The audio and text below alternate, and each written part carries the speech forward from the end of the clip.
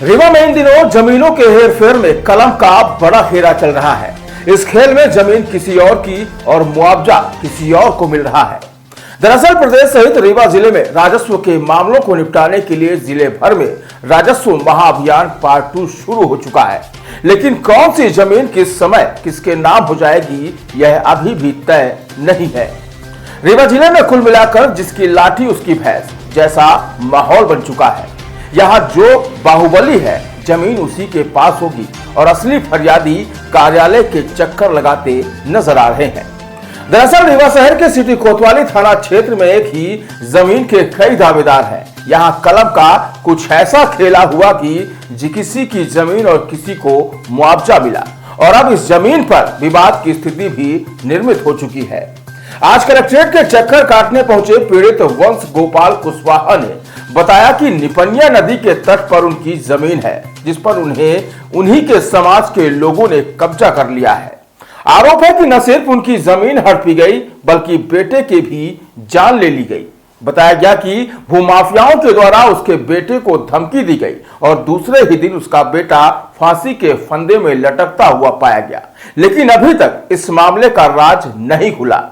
फरियादी ने यह भी आरोप लगाया कि जो मोबाइल उसके बेटे का था वह घटना के बाद से ही पुलिस के कब्जे में है, जिसमें भूमाफियाओं के धमकी दिए जाने की पूरी रिकॉर्डिंग भी मौजूद है।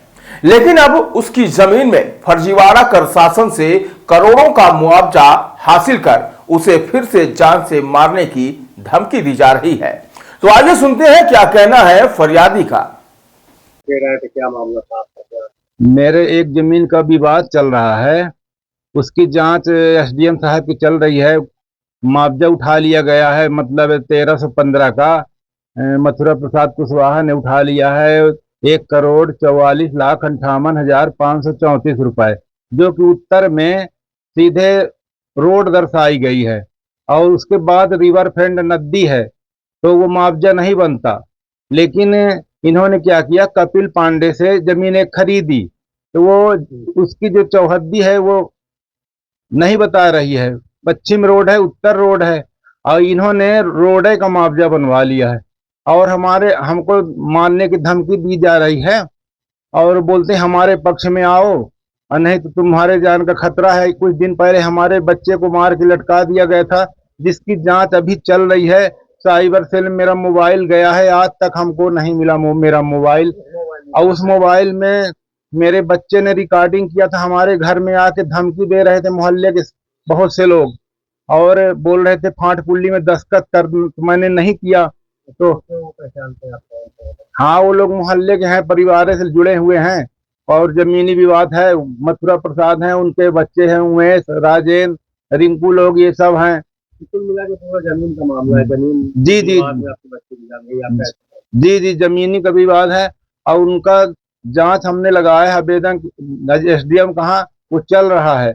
जिसमें कहाँ है आपकी जमीन? निपनिया पुल के पास है, 1313, 1314, 1315, 1316 इन्होंने जमीन खरीदा, जहाँ पे 1314 नंबर में तो वहाँ एक मकान बना लिया है और वहां पे नक्शा तरबीन दूसरे का था, कलावती का था। तो इन्होंने क्या किया कि नक्शा तरबीन अपना 15 नंबर में करवा लिया, अब मुआवजा वहां उठा लिए 15 नंबर का। तो प्रशासनिक अधिकारियों ने किया होगा तो क्या उनके लिए? जी सबकी कोई सुनता नहीं, गरीबों को कोई नहीं सुनता सर। हम लोगों को भटक रहे हैं, आज समझ लीजिए 2 साल से हम कागज लिए झोरा में यहाँ जाते हैं वहां जाते हैं, हर जगह के हमारे पास पावती है। अभी उसी जमीन में एक विवाद भी हुआ था कुछ दिन पहले।